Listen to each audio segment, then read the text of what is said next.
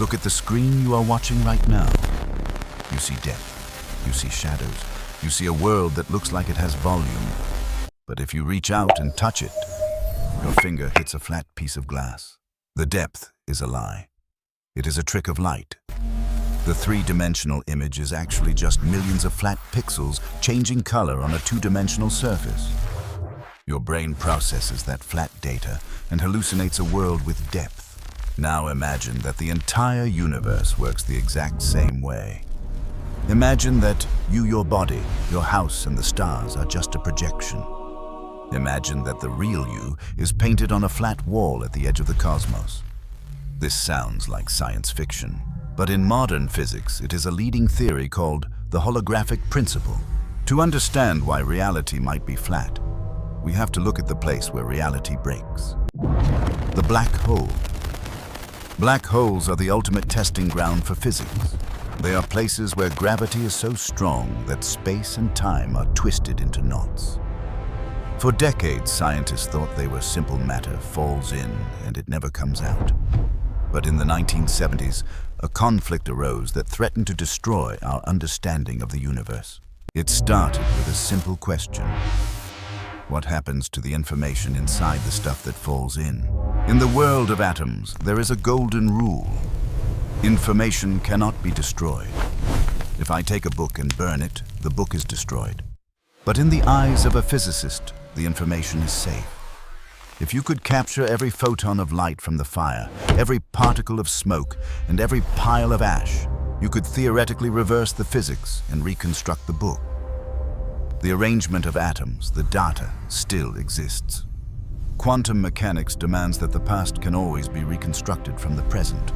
But Stephen Hawking discovered a problem. He used quantum math to prove that black holes are not truly black. They glow. This is Hawking radiation. Over billions of years, a black hole slowly radiates energy into space. As it radiates, it loses mass. It shrinks. Eventually, after a virtually infinite amount of time, the black hole evaporates completely. It pops out of existence. This created the crisis known as the information paradox. If you throw a book into a black hole and the black hole eventually disappears, where did the book go? The Hawking radiation that comes out is random heat. It doesn't contain the text of the book. So when the hole dies, the information is deleted. This is a catastrophe. If the information is deleted, quantum mechanics is wrong. If the information is preserved, general relativity might be wrong. Physics was at a breaking point. To save it, we had to reinvent the nature of space itself. To save physics, a brilliant physicist named Jacob Bekenstein proposed a radical solution. He looked at how black holes store information. Intuitively, we think storage works by volume. If you want to store more books, you build a bigger library. The capacity depends on the space inside. But Bekenstein found that black holes break this rule. The amount of information a black hole can hold is not proportional to its volume. It is proportional to its surface area. It depends entirely on the size of the event horizon, the boundary shell. The inside doesn't matter. Only the outside matters. This is hard to visualize, so let's use an analogy. Think of a can of soup. The soup represents the matter, the atom's protons and mass inside the object. That is the volume. The label on the outside describes what is in the can. That is the surface area. In our normal world, the soup is the important part.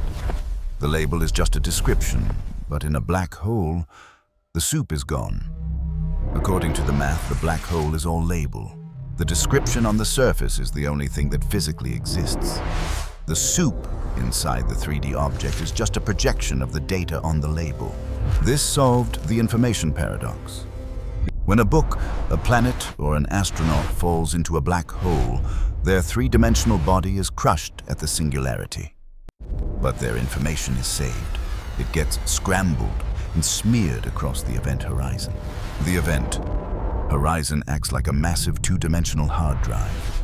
Every bit of data that ever fell in is encoded on the shell. So if the black hole evaporates, the information isn't lost. It is released back into the universe from the surface. The book isn't destroyed. It was just rewritten into a flat format. This mechanism storing 3D data on a 2D surface has a name. It is a hologram. In optics, a hologram is a flat piece of plastic film etched with interference patterns. It looks like chaotic noise, but when you shine a light through it, a three-dimensional image appears. You can walk around the image. It looks like it has depth. It looks real. But if you try to grab it, your hand goes through it. The reality is the plastic film. The 3D object is just a ghost made of light. In 1997, the physicist Juan Maldacena took this idea and applied it to the whole universe. It is called the AD-CFT correspondence. He proved mathematically that a specific type of five-dimensional universe is mathematically identical to a four-dimensional quantum field theory on its boundary. It means the two worlds are the same. You can describe the universe as a volume with gravity, or you can describe it as a flat boundary without gravity. The math works both ways. This implies that our dimension, the depth we feel, might not be fundamental. It might be a projection generated by a lower dimensional reality. If the universe is a hologram, where is the film? Where is the screen that our reality is projected from? In the black hole analogy, the screen is the event horizon. For the entire universe, the screen is likely the cosmic horizon, the furthest edge of the observable universe, billions of light years away. Imagine a massive sphere surrounding everything we know. The theory suggests that all the information describing you, me, and every star is actually encoded on that distant 2D shell. The universe inside the sphere is just the projection. We are the 3D movie playing in the center of the theater. The projector is at the edge of the world. This leads to a startling realization about gravity. We think of gravity as a fundamental force, but in the holographic principle, gravity might just be a side effect. In the 2D source code on the boundary, there is no gravity. It is just quantum field. But when that data is projected into 3D volume, gravity emerges. Gravity isn't the cause of the universe. It is the hologram's way of rendering space. If space is made of information, it has a consequence we can test. It must be pixelated. A digital photograph looks smooth from a distance. But if you zoom in far enough, you see the individual pixels. The universe should work the same way. Space cannot be infinitely smooth. Eventually, you must hit the grains of reality. We know exactly how big these pixels are. They are the Planck length. It is 1.6 times 10 to the power of negative 35 meters. This is the smallest possible unit of space. Attempting to measure smaller than the Planck length is like trying to zoom in past the pixels on your screen. There is no information there. This sounds impossible to prove, but we might have already found the pixels. In Germany, there is a gravitational wave detector called Go600. For years, the scientists there have been plagued by a mysterious noise, a fuzziness in the data that they can't eliminate. Physicist Craig Hogan suggested a terrifying explanation. He proposed that the instrument is so sensitive, it has hit the limit of the universe's resolution. The noise isn't a glitch in the machine. It is holographic noise. We are seeing the blurriness of the hologram itself. We have zoomed in too far and the universe is pixelating. To truly grasp this, we have to look at the falling astronaut paradox. Imagine an astronaut named Alice falls into a black hole while Bob watches from a safe distance. From Alice's perspective, she falls straight through the event horizon. She sees empty space. But Bob sees something totally different. He sees Alice slow down as she nears the edge. He sees her body flattened, scrambled, and burned up by Hawking radiation on the surface. So, is she alive inside or is she dead on the surface? The answer is both. Physics says these are just two different ways of describing the same data. The 3D reality and the 2D reality are mathematically equivalent. This forces us to rethink what a human is. The physicist John Archibald Wheeler coined the phrase, "it from bit." It means that every it, every particle, every force, every object, ultimately comes from a bit, a unit of information. The universe is not a machine made of matter. It is an information processing system. We are not the hardware. We are the software. This explains why the universe feels so connected. In a normal photograph, if you cut it in half, you lose half the picture.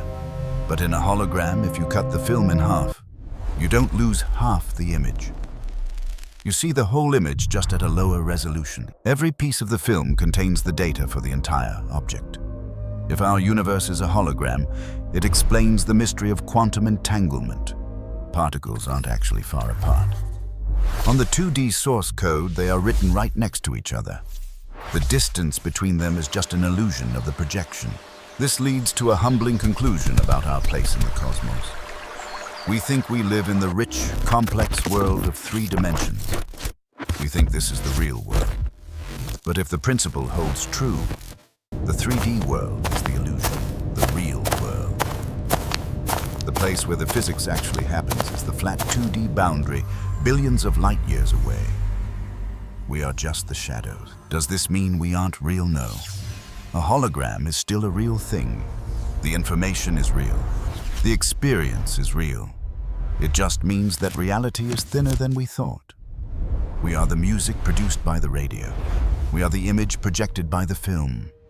The universe is a vast ocean of information, and we are the waves that rise from it.